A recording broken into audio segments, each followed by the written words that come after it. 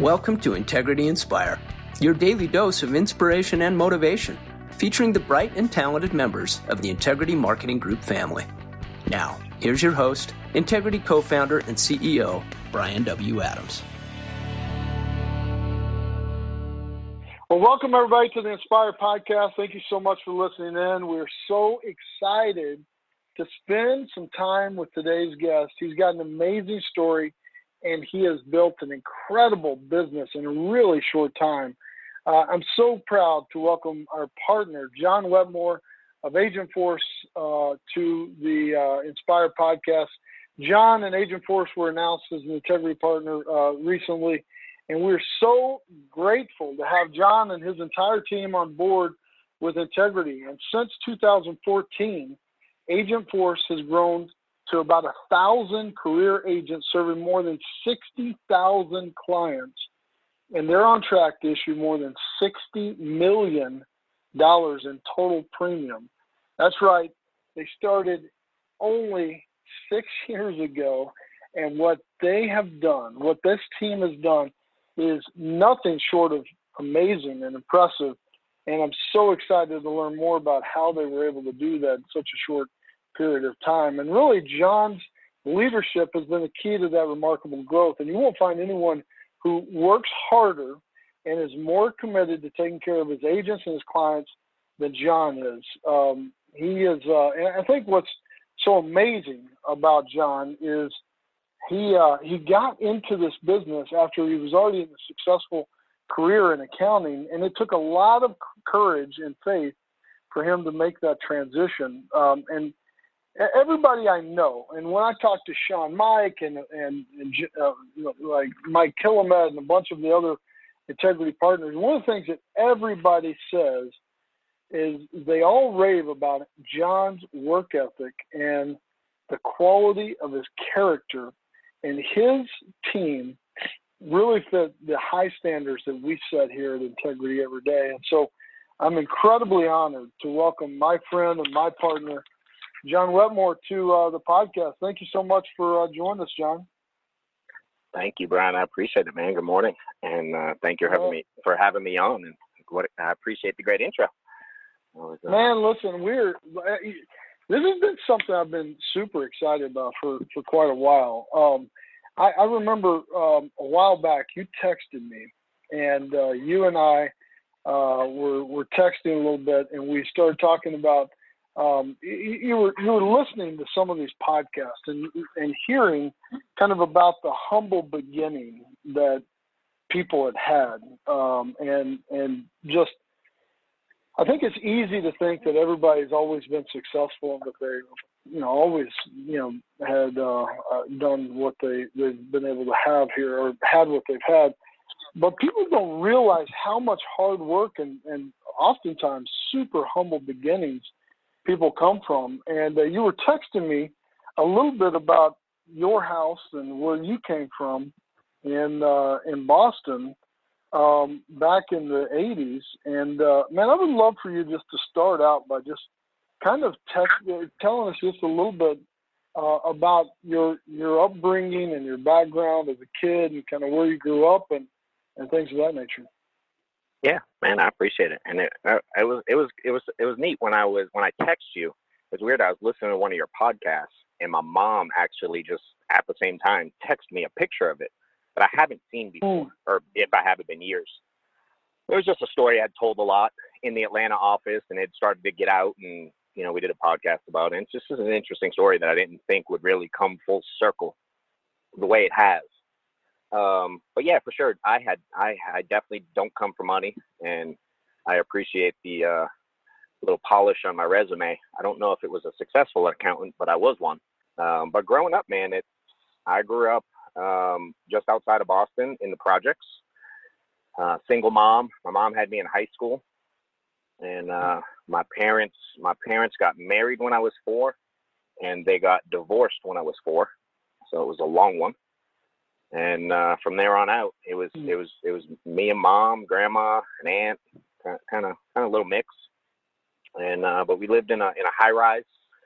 There were 2 buildings next to each other, 12 stories, probably 30 apartments on each floor. So I don't know, 700 to 1,000 apartments in 2 buildings, and just a bunch of kids running around on welfare, and I didn't have a bad childhood per se. I look back and remember a lot of fun times. We just didn't have money, or no dad, and we didn't have. And I remember like my mom going to school as an adult. I remember like we had to stand in line for food, and I remember her graduating college. I remember my mom getting our first car. Like I was probably 10 before we had a car. So I remember that stuff. I remember my mom's first job, like real job. I mean, she had little jobs to take care of us, but like her first, she became a computer programmer. And of course, she probably graduated college when she was like 30. So I remember that part. And so I just, I got to watch her climb us out. And we moved out of that area when I was a sophomore in high school. And I went a little bit kicking and screaming because I did enjoy the environment. That's all I knew. So, you kind of enjoy it. And I was like a fish out of water when we moved to the burbs. And, depending on how deep you want to get there, the kind of next step in life is I went up to my mom, and I had my first child. I was, that show 16 and Pregnant? I don't know if you know it by chance. Yeah. I said that was me before the show. Like that was me. I was 16, so 16 and pregnant, and I had a child beginning of my senior year, and so I was paying daycare in high school, and started. I've been working since. I never worked. I just did little things, and we can get to the Christmas tree thing from it. But yeah, that was kind of the upbringing, the short version of it. Yeah. Yeah. So you grew up in Boston, and as you kind of said, it was, I think you quoted it as the projects. Grew up on welfare, single mom, and you sent me this text about the fact that you were broke. You just didn't know you were broke. You had a good childhood. You just didn't know how broke you guys were. But was it your brother that you guys started making Christmas trees out of coat hangers? Is that right?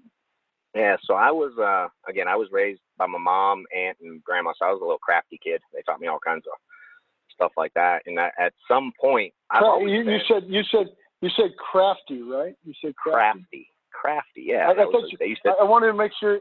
I wanted to make sure you didn't say crappy. No, that'd be bad. They might. I would say, no, they might tell you crafty. That. They will probably tell you both. Anyway, so I always had little things. I used to sell like little candies at school. I was just one of those kids. I was always trying to find a way to make a buck. Always. And I don't know how it started, but at one stage I was probably 10, and I can still do it. But my family still has them around their house. But I would take 4 coat hangers, you line them up the right way, and they look like a Christmas tree. Wrap them up with some garland, some lights, and you could buy this stuff. Little finger garlands like 10 feet long. It's $1. It's no money. So I could make these Christmas trees for a couple bucks. Coat hangers in the closet and a little bit of garland. And I'd go door to door in the building and just sell them for like $15. And you had alluded to me doing it to help my family, and the honest truth is so I could go to the store and buy like Swedish fish and candy. But I did sell a lot of Christmas trees through the years for a few years into my early teens. And that is what a great story of being you. I mean, talk about the American dream. I mean, you've been willing to be, like crafty is a good way of saying like I'll do whatever it takes. I'll be scrappy and do whatever it takes to get to that next level. Now you became an accountant. You had a great career as an accountant, but then you jumped over into the insurance business. And that's, man, listen, I mean, coming from your background and, having a child young and, coming from the background you have, I mean, there's a lot of people who would have just said, listen, I've arrived, I've made it, I can provide for my family, and I'm doing well. But you were really wanting to go further, and you were willing to take a chance on leaving that career that was providing for you and your family to really going going and trying to take a chance on something that was less sure and getting into the insurance business. Tell us about what you did to make that decision. Yeah, it's something I've been a long time coming. Brian, I've always known I was going to do something. I just didn't know what. I don't feel like I make the best employee. I don't enjoy that side of things. I do well at a job, but I don't love it. And I've always wanted to try something and grow something. I've tried some small things before, and nothing really stuck. And at this point, I was 35, I believe, with 5 kids. And we were doing okay with nothing earth-shattering, but I wanted to do more for my kids. I wanted to be able to provide. I wanted them to be able to go to private school. I wanted to be able to take them on trips. And, at this stage, one is probably in high school, getting towards college. And then Maddox at this time was 6 or 8 months. And I had a buddy reach out to me online that said, "Hey, man, what are you doing? I'm sure you're not excited about it, being you're working. I met this guy who reminded me of you. His name is Sean, and I'd like to introduce you to something." And that was kind of the start of it. And for me, man, I started it part-time because I was afraid to leave the job. A few years prior, I actually went through a real bad financial mess, and I'd been through like a bankruptcy and crazy stuff there. So I was nervous. I was afraid to make that leap. I'd never been self-employed. I'd never really sold. So I was just nervous, but I wanted to get out. And we, my wife and I really looked at it and talked about it and prayed. And it was a big decision because she had to take care of everything if I was going to do this. I still had to have my job and commute. I was commuting an hour and a half each way to do the accounting work. And she had to hold everything down. And so it was an intense conversation that lasted a little while. And we just decided to go for it, man. And I started doing evenings and weekends as we could, as the schedule permitted. And I did that for 12 months and, put a few bucks in the bank. I didn't spend any of the insurance money other than for leads that first year. So the accounting job kept paying my bills. The insurance, I built a little nest egg on the side, and it took me about a year, but we had about 6 months of income saved up in that year. And we took the leap, man. At that stage, I had met Killamette, and I'd known of Sean. I didn't really know him, but I knew of him. And I brought a spreadsheet to Killamette that was like 9 pages long that showed all my formulas and math and how much I'd been earning. And I just kind of figured out a formula that worked for me to make this thing work. And I showed it to Mike. And if you know anything about Mike, he knows nothing about spreadsheets. And he's like, "Where's the line that shows how much money you're making?" And I showed him. And the next day I quit, man.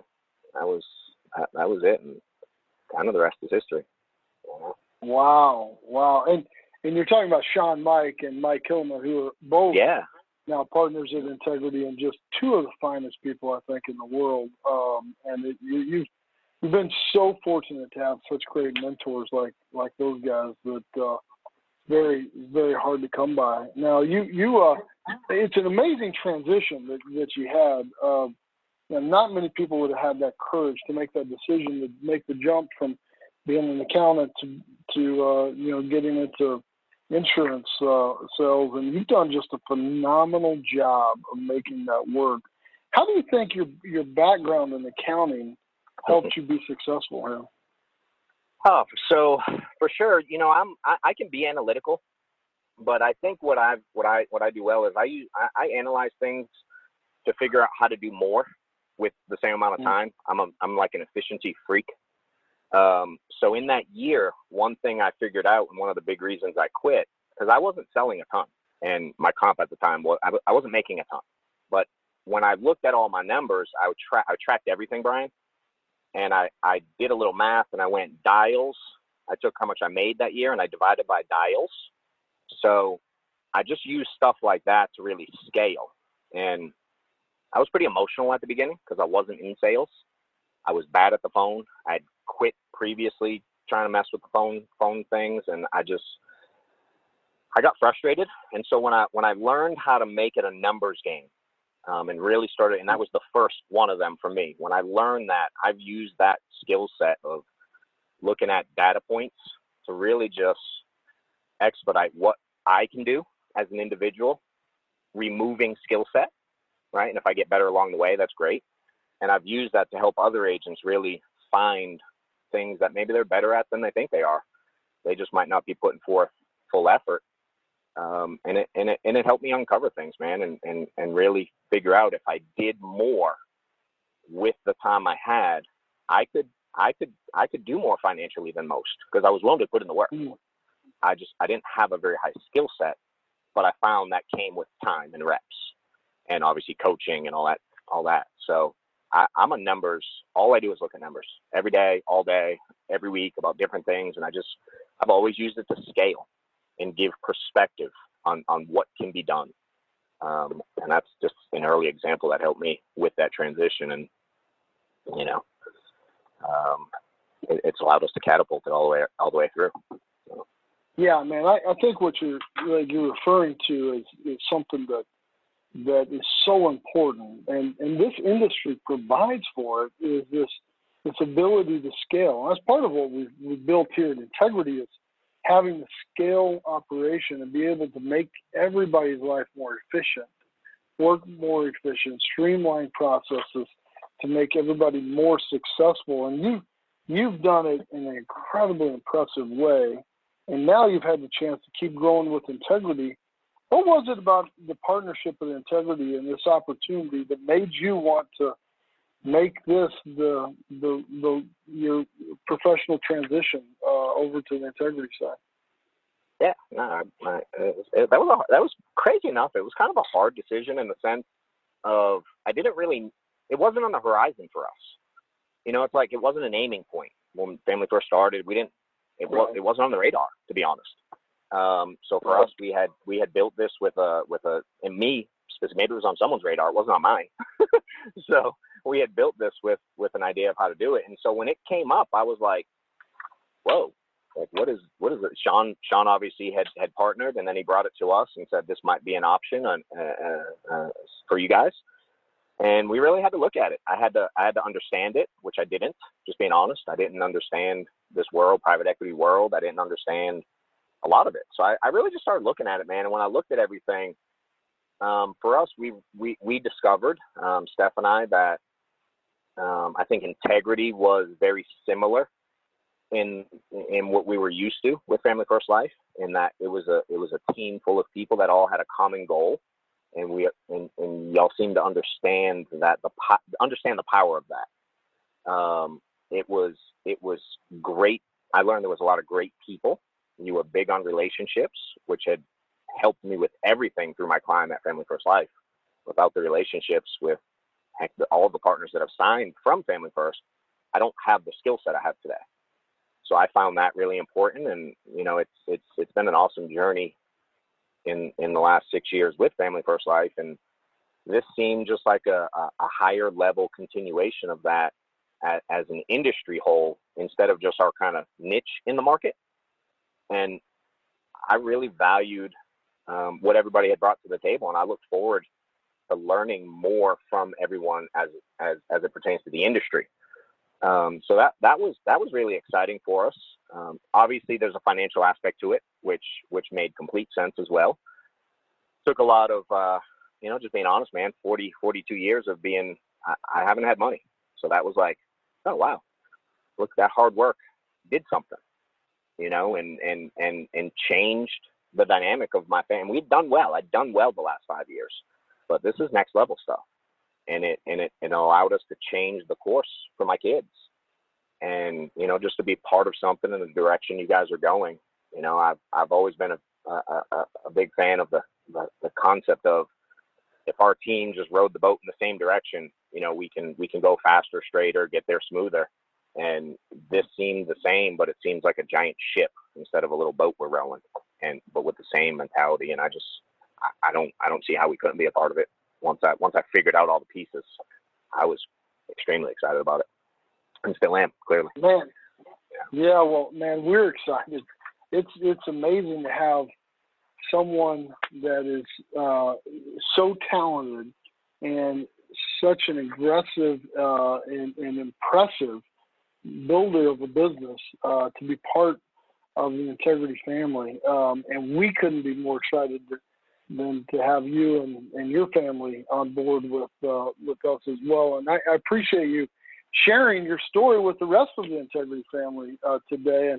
And I love the fact that you come from the projects of Boston, and where you guys are, I mean, the struggle and the challenges you've gone through on your journey that's kind of brought you here. And now you live in the suburbs of Atlanta. And I understand you even got like acreage, right?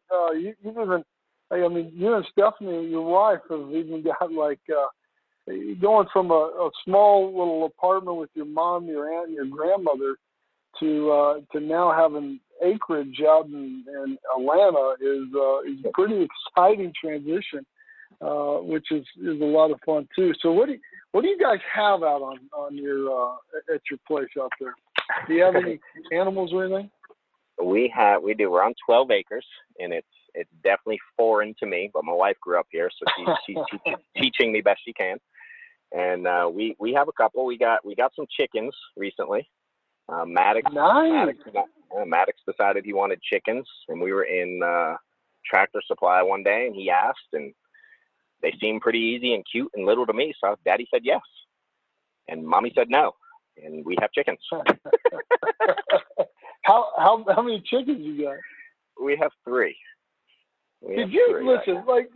Did you ever, like, you're growing up in Boston, in the projects, as you called it, and did you ever in your wildest imagination think you'd be at a Tractor Supply buying chicken? No, I made fun of people that did that growing up, so I don't know. I didn't know anything about it. Of course you did. Yeah. So my grandmother, and like, this is probably something I'm going to do to my kids one day. My grandmother, on Easter one year, I was I can't remember how old I was. It was back when Top Gun, the movie, was like really in, and it's probably sometime in the 80s. You and I are about the same age. You might even remember when that was. But my grandmother shows up to Easter with these 2 little green chickens. You know, they would dye these chickens back then, and they would food coloring or whatever. And she showed up with the 2 cutest little chicks for me and my sister, and we thought that was the coolest thing in the world. And we got these little chickens, and what happens is those freaking chickens grow up, man, don't they? Like, I don't know how long you've had yours. Those damn things. So we called them. The reason I remember it was Top Gun is we called them Maverick and Goose. So they were Maverick and Goose. It turns out they turned out to be roosters, and my parents they turned out like mean freaking roosters that would chase you around the yard, and then they would wake up all the neighbors. So we ended up having to give them away to like this chicken farm, and who knows whatever happened from there. But we had to take them. My dad was like, "We're done with this." After, I don't know, a year or so of us chasing around Maverick and Goose around the yard. Or I should say Maverick and Goose chasing us around the yard. But so what are your chickens? Are they getting big? What are they like, man? Yeah, we're going on a year now, and now I have definitely learned why Mommy said no at the beginning. Yeah. Because they started on my deck in a bucket, and then we learned they can get out of that bucket, and they make a mess. And we're now on our 3rd pen because, again, I didn't know what was coming, but now they're fun. I mean, it's, they're fun. Mommy takes care of them. Maddox likes to play with them, and we get fresh eggs that we can't keep up with. So we did learn a lot, and they require a lot, but Maddox loves it. So we've had fun with it. It's been an adventure. I bet you've heard. I bet Stephanie is. I'd love to hear Stephanie's side of this. I bet she told you I told you so a bunch of times through that, man. She's raising her hand like she's in church right now. Oh, how fun is that, man? Well, those are great memories. Listen, speaking of Maddox, like, I remember those memories of my kids, or I'm sorry, as me and my sister. And I've often thought about it for my kids, and then I'm like, no way, man, because it's so much work. And people don't realize how messy those freaking birds can be. They can be messy. But that's a lot of fun as kids, man. Well, you guys, I love the fact that you've come from such humble beginnings you were so dedicated on being able to outwork and work more efficiently than others, and just do it for the right things, and really to provide a better life for you and your family. And just the success that you guys have had through that is fun, man. So congratulations, man. Really proud to be your partner. Really appreciate you trusting us kind of in this next phase of growth, and where we're going from here is going to be a lot of fun. And so, man, keep up the great work, and proud to be a partner, my friend. Thank you, Brian. Same here, man. I appreciate everything you're doing, and thanks for having me on. Well, thank you, man. Your entrepreneurial spirit is what this is all about, and we can't wait to get together and share more stories, and even continue to learn more about your story. But now, I know you have you partnered with Sean Mike, and have been affiliate of Family First Life for a long time. So I wanted to see if Sean would be able to join us to just say a few words, because we wouldn't be here without Sean today. Hey, Brian. How you doing, buddy? What's up, bro? Everything, man. How about you? I'm doing good. Thanks for letting me get on. Congratulations, John. I'm happy for you and your entire family. I'll make it quick, but John Wetmore, I don't even know how. He's a guy, Brian, that we were in business for a short period of time. I got a call one day, and a guy said, we got a problem. And that's like, we have a lot of problems. We've been in business for 4 months. What's the problem today? And he said, there's a guy named John Wetmore, and he's really upset because we don't have any leads. And I said, I don't know who John Wetmore is, but I'm upset too because we ain't got any leads, and I'm in charge. So what do you want me to tell you? Let's get on the phone with him. So we get on the phone, and I'm talking to him, and he's like, dude, we got no leads. And I'm like, I know we got no leads. I work here. And he's like, you got a plan? I'm like, no. I said, well, we're going to figure it out. And we talked for a few minutes, and I was like, man, he said, all right, I can't do this forever. We got to figure this whole lead thing out. I said, okay, you got it, buddy. And John's the kind of person, first of all, for all of y'all, he's gotten to experience the integrity, the factor, the impact of what's happened, and it's only going to get better. He's one of genuinely the hardest working people you'll ever meet. I know that seems to be a catchphrase for a lot of people, but he genuinely works really hard. And he's also somebody that you don't have to, he's a big fan of just do it, show me what everybody else is doing. If it's duplicatable, I'll do it. I don't need you to call me once a week and break it down for me. And sometimes, Brian, you just give people the ball and get out of the way. And he's been a massive asset to us. He's been a big part of our growth. He's really helped develop a lot of other things that we've worked on here. He's very system-driven, which is great. And I can promise you that I know how humbled he is to be part of it, as we all are. But he's gonna help drive this thing, and that volume, I'm telling you, that's gonna double for him in 18 months. They got a machine going, and he's working really hard. So thank you, Brian, for letting me get on. Thank you for everything you do and corporate does. And John, happy for you and your family, man. I love you, brother, and I'm proud of you. Man, thank you very much, Sean. Really appreciate the opportunity to be introduced with some incredible people. In fact, John, we've got a number of incredible partners from FFL that have also joined us as well, and one of them is your good buddy Mike Killamet. And so I want to see if Mike was on, that he could say a few words to welcome you to the team. Brian, I'm here. Can you hear me? We can hear you great, man. How you doing? Man, I couldn't be any better, and couldn't be happier for John and Stephanie joining what I've been able to join, and what Sean's put together and what you've put together. And I tell you, Sean, I think it was me that made that call to Sean. I remember it like it was yesterday. We ain't got any leads. I know we ain't got any leads. It was but John trusted Sean. That was you, Mike. Just that flash. Let's clear the air here, though. We got a lot of leads now at FFL. Oh, we do now. That's right. We got tons of leads, and so if anybody needs to get to work, we need to wrap this call up, because we got so many leads. We need to get agents out there, don't we? That's right. And it was and what I do appreciate is Sean and I had been in business together at that time about 2 years, and John was just getting to know Sean and I, and he trusted Sean and trusted me, and here we are today, 7 years later. Couldn't be happier to be partnering with him with integrity, and with you, Brian, and everything we had going on. And Sean hit on it. He's one of the hardest working people I know, and he's so system driven. He's helped us grow so much by simply developing leaderboards, just different things technology wise. And he knows me probably as good as anybody, and he knows he doesn't have to explain it to me. I just need to know if it works or not, and he knows how it works. And we work great together, and we've worked great together for the last 7 years. And John, I couldn't be happier for you, bud. And I know we're going to continue to work well together and continue to grow this thing like nobody's ever seen. So proud of you. Love being in business with you, and welcome to the team, man. That's awesome. Andrew Taylor, speaking of leads, Andrew Taylor, are you there with us?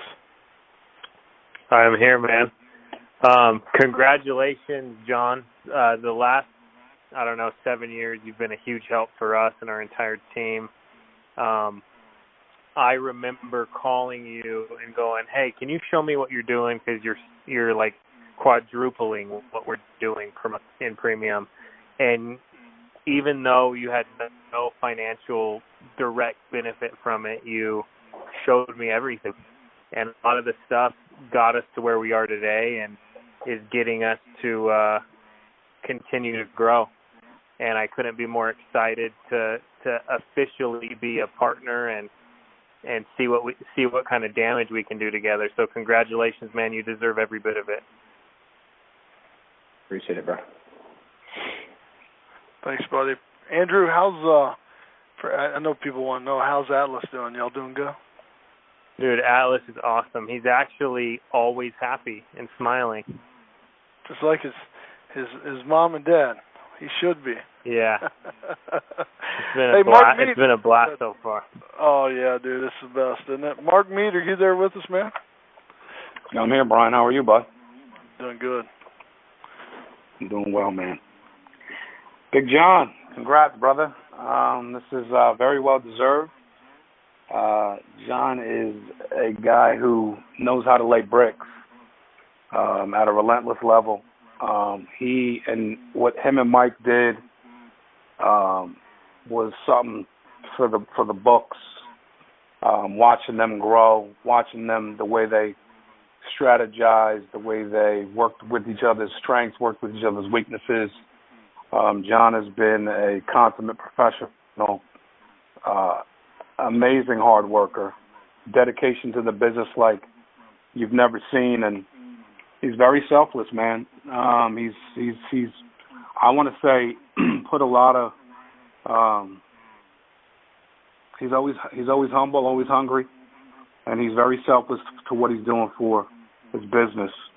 Him and his wife, Steph, they're a great partnership, and it's amazing to see them get the credit that they deserve here. And John, the hot tub conversations that we've had through the years has benefited us greatly. I'm looking forward to more of those. And pleasure to be in business with you, man. Pleasure to be partners. And congrats, man. Well deserved, brother. I love you. Oh, man. Appreciate you, bro. Sounds like there's a story there. I don't know if we all want to hear. Paul McLean, our newest. Keep it moving. Keep it moving. Keep it moving. Our newest partner, Paul McLean. Are you there, P Money? I am here, Brian. How you doing, man? Doing good, man. Awesome. Hey, John. Congratulations, brother. I am couldn't be happier for you and Stephanie and all the kids and the family. And I'll tell you what, man. I've had a chance to spend quite a bit of time with John, and what I've got to see is just a servant's heart, man, with this just willful servant heart that does it with gratitude and joy and just happy to serve. And, man, you've helped the team immensely. I think when I go at all the conferences and trainings that we've had together, coming out of those, I think I have more agents empowered to move and take action from what you've talked about and how you break down numbers, ratio. I mean, some people get up there and make you feel good, and that's about as long as it lasts. You got up there, and every time that you get done, man, they would feel empowered to take action. And a lot of times they'd say, "Hey, man, Paul, I started looking at my numbers, and I didn't realize I was that good. I just need to work harder." And they left, and a lot of those agents, man, they've changed their trajectory of their business and what they do and how they do it because of the way you broke down, unemotionally what the numbers look like and the logic behind it. And so, and you've served the team in many different facets. You've been a brother in this business, so couldn't be happier, man, and excited to for the next season in this partnership with Integrity, dude. I'm fired up. I know you are, dude, and it's exciting. So congratulations, brother, man. Love you. Man, what a fun podcast today. Learning more about John Wetmore and his where he was raised, how he overcame obstacles, built a great career, and started another one in the insurance business and became a partner at Integrity. And now he's a chicken farmer. Talk about having a lot of fun through that. This has just been a lot of fun today for me. I hope you guys have enjoyed it as much as I have. And this just shows you some of the amazing partners that we have here at Integrity. And I'll tell you, if you have great people, you can do anything. And we've got some of the best people in the world, just like John Wetmore. So excited to continue this journey with everyone. Excited about next week's Inspire podcast, which is also going to be talking about one of our new partners, which is going to be a lot of fun as well. So hope everybody has a wonderful week. Excited to just continue to see how we can better serve Americans with all that we do. And so keep up the great work, everybody. I hope you all have a great week, and God bless you all. Take care.